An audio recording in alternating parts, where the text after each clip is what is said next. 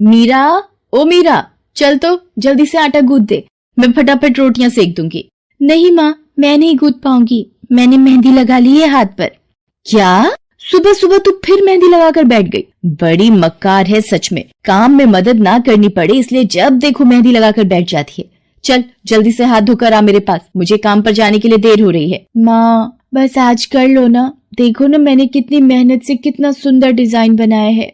लेकिन जैसे ही उसकी नजर मीरा के हाथों पर पड़ती है, उसका गुस्सा पल भर में गायब हो जाता है। वो मीरा से कहती है, अरे वाह मीरा, तूने तो बड़ी सुंदर मेहंदी लगाई है। हाँ माँ, वो शांति दीदी ने मुझे एक किताब दी थी कल, उसमें बड़े ही सुंदर सुंदर डिजाइन बने हैं, बस उसी में से देखकर लगाई है मैंने। सुंदर है ना? हाँ बहुत सुंदर है।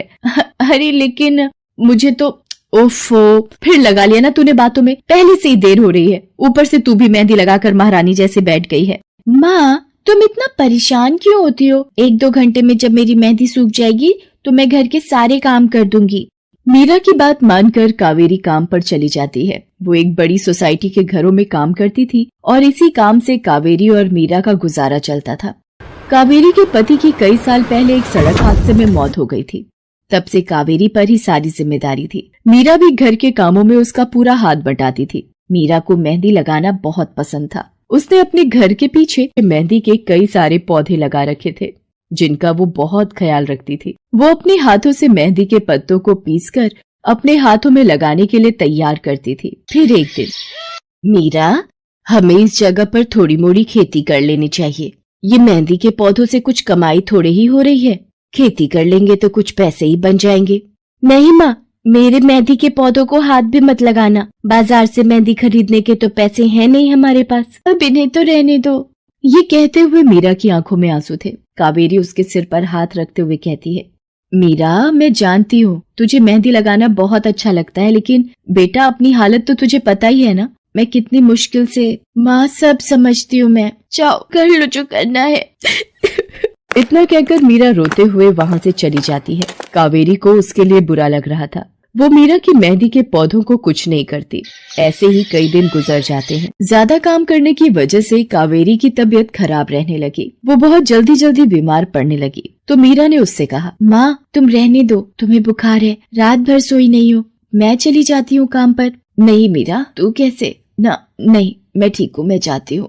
कावेरी जैसे ही उठकर चलने की कोशिश करती है, अचानक उसे चक्कर आ जाता है। मीरा उसे सहारा देकर बिस्तर पर लिटा देती है और उससे कहती है, बस माँ अब तुम आराम करोगी और काम पर अब से मैं जाऊंगी। कावेरी घर पर रहकर आराम तो कर रही थी, लेकिन वास्तव में उसे अच्छे इलाज की भी जरूरत थी, जिसके लिए पैसे थे नहीं। दूसरी तरफ अब हर रोज मीरा काम पर जाती और लौटकर घर के भी सारे काम उसे ही करने पड़ते थे। इस सब में उसे मेहंदी लगाने का बिल्कुल भी वक्त नहीं मिल पाता था। मीरा, कितने दिन हो गए तूने मेहंदी नहीं लगाई?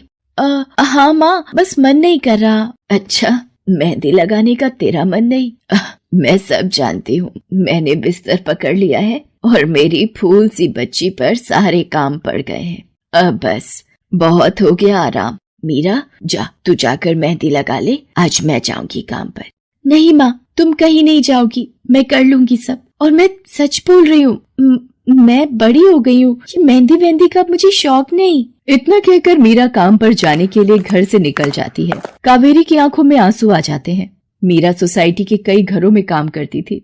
उन्हीं में से एक घर आरती का भी था। उसके घर पर तीज का त्योहार बड़ी धूमधाम से मनाया जाता था। तीज की तैयारियों में मीरा भी मदद कर रही थी। इसी बीच, अरे ऐसे कैसे, मैंने सारे रिश्तेदारों को बुला लिया है, मेरी सारी फ्रेंड्स भी आने वाली हैं, मैं क्या कहूँगी उन्हें? फोन पर काफी देर बहस करने के बाद आरती फोन रख देती है। उन्हें उदास देखकर मीरा उससे पूछती है, क्या हुआ मैडम जी, आप कुछ परेशान लग रहे हो? हाँ मीरा, बड़ी मुसीबत हो गई। कल तीज का फंक्शन है, मैंने सबको मेहंदी लगवाने के लिए यहीं बुला लिया है और आखिरी मौके पर ये पार्लर वाली धोखा दे गई। कह रही है कल नहीं आ पाएगी। अब क्या होगा? इतनी जल्दी कौन तैयार होगा सबको मेहंदी लगाने के लिए? मैडम जी, वैसे मैं भी ठीक ठाक मेहंदी लगा लेती हूँ। अरे हाँ, कावेरी ने मुझे बताया तो था एक बार कि तुझे मेहंदी लगाने का बहुत शौक है। वैसे मुझे तो कोई परेशानी नहीं है, तू देख ले बेटा, बहुत सारे हाथ लगाने होंगे और मेहंदी बढ़िया लगनी चाहिए सबके। आप बिल्कुल चिंता मत करिए मैडम जी, मैं सब अच्छे से करूँगी। बहुत दिनों बाद मीरा के चेहरे पर खुशी थी। उसने घर पहुंचते ही मेहंदी के खूब सारे पत्ते तोड़कर पत्थर पर पीसना शुरू कर दिया। ये देखकर कावेरी ने मीरा से कहा, अरे मीरा, शाम हो गई है, अब मेहंदी मत लगा, मौसम भी ठंडा है बेटा।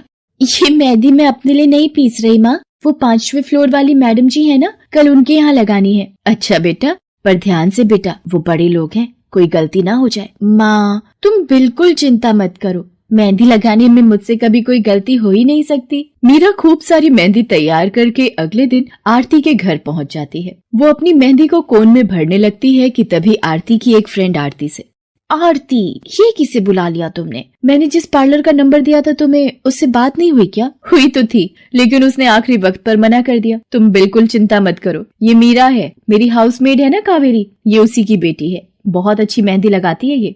ओफो आरती, तुम भी ना, पार्लर की बात अलग होती है, उन लोगों का मटेरियल ब्रांडेड होता है, मेहंदी के रचने की गारंटी मिलती है वहाँ से। और इसकी मेहंदी तो मुझे कुछ समझ नहीं आ रही, इस पर तो कोई लेबल तक नहीं है, अगर कुछ गलत रिएक्शन हो गया हाथों पर तो।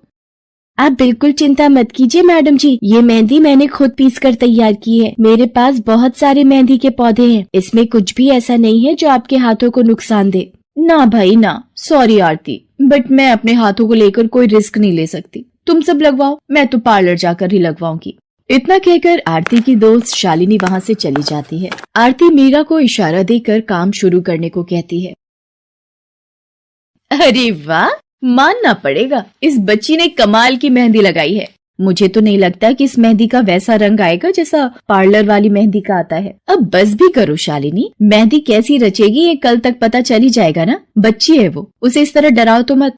अरे मुझे क्या, मेरे हाथ कौन सा खराब होने वाले हैं, तुम ही लोग लगवाओ और तुम ही भुगतना। शालिनी गुस्से में वहाँ से चली जाती है। उसे पूरा यकीन था कि मीरा की मेहंदी रचेगी नहीं, साथ ही हाथों पर उसका गलत रिएक्शन भी हो सकता है, लेकिन जो हुआ वो इससे बिल्कुल अलग था। अगले दिन मीरा के घर पर, अरे मैडम जी आप यहाँ, आपने तो आज काम पर आने के लिए मना किया था ना, मैं इसीलिए नहीं आई। हाँ, कल तुम कितना थक गई थी, इसीलिए मैंने आने को मना किया। मैं यहाँ तुम्हें काम पर बुलाने नहीं बल्कि किसी और काम से आई हूँ, अंदर नहीं बुलाओगी? अरे माफ कीजिएगा मैडम जी, आइए अंदर आइए। आरती को देखकर कावेरी भी बिस्तर से उठकर खड़ी हो जाती है। आरती के साथ उसकी दोस्त शालिनी भी थी। मीरा उन दोनों को पानी देते हुए कहती है, ये लीजिए मैडम जी, मेहंदी तो ठीक से रची ना मैडम जी? ये तुम्हें मैं नहीं शालिनी बताएगी। फिर शालिनी अपने हाथ मीरा की तरफ बढ़ा देती है। उसके हाथों पर कई जगह छाले पड़े हुए थे। ये देखकर मीरा उससे कहती है, अरे ये क्या हुआ मैडम जी? मैंने तुमसे मेहंदी नहीं लगवाई, उल्टा तुम्हारा अपमान करती रही, उसी की सजा मिली है मुझे। मैंने सबसे महंगे वाले पार्लर में जाकर मेहंदी लगवाई। मैंने उनसे जोर देकर कहा कि मेहंदी का रंग बहुत बढ़िया आना चाहिए। इस चक्कर में उन्होंने पता नहीं क्या क्या मिला दिया मेहंदी में, और मेरे हाथों का ये हाल हो गया। और दूसरी तरफ तुम्हारी मेहंदी, जिसने भी लगवाई उसके हाथों की रंगत ही अलग है। देखो आरती के हाथ देखो जरा।